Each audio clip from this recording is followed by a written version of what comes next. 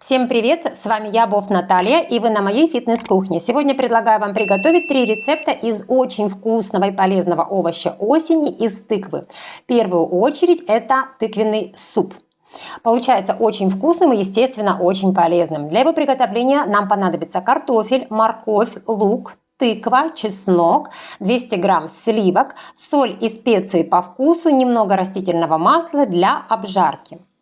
В первую очередь тыкву нарезаем небольшими кусочками, смазываем противень растительным маслом, выкладываем тыкву и отправляем в духовку на 20-25 минут. Не забудьте предварительно разогреть духовой шкаф до 180 градусов.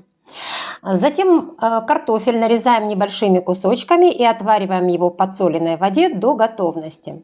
Полукольцами нарезаем лук, поджариваем на растительном масле до легкой золотистости, затем измельчаем чеснок и отправляем к луку, хорошо перемешиваем.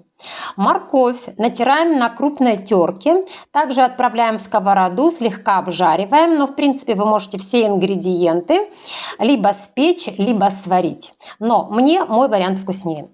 Все пропускаем через блендер, затем добавляем сливки, хорошо перемешиваем, не забудьте добавить соль, специи по вкусу, все доводим до кипения. При подаче украшаем сухариками и веточкой мяты. Второе блюдо, которое я предлагаю приготовить, это паста. Нам понадобится 250 грамм сырых макарон, тыква, сливки 200 мл, лук, 100 грамм твердого сыра, растительное масло, соль, специи по вкусу. Макароны отвариваем в подсоленной воде до состояния аль денте. Затем на подсолнечном масле обжариваем нарезанный полукольцами лук. В этот момент очищаем тыкву и нарезаем ее соломкой. Вы, конечно, можете тыкву на терке натереть крупной, но при жарке она распадется и станет паста более кашеобразной. Поэтому, на мой взгляд, лучше все-таки нарезать соломкой. Тыкву обжариваем с луком. Затем под крышкой доводим до готовности. Естественно, не забываем посолить, добавляем специи. Я сегодня еще добавила итальянские травы. Затем добавляем сливки, хорошо перемешиваем и тушим еще 1-2 минуты, но следите, чтобы сливки не испарились и паста не стала слишком густой. Макароны перемешиваем с тыквой, при подаче блюда посыпаем сыром и украшаем зеленью. Паста получается очень вкусной, и даже те, кто не любит тыкву, все равно ее с удовольствием едят. И последнее, что приготовим сегодня, это оладьи с тыквой. Нам понадобится 300 грамм тыквы, 2 яблока, 2 яйца, соль, ванильный сахар, разрыхлитель, немного растительного масла, стакан кефира, полстакана сахара и по стакану овсяной и обычной пшеничной муки.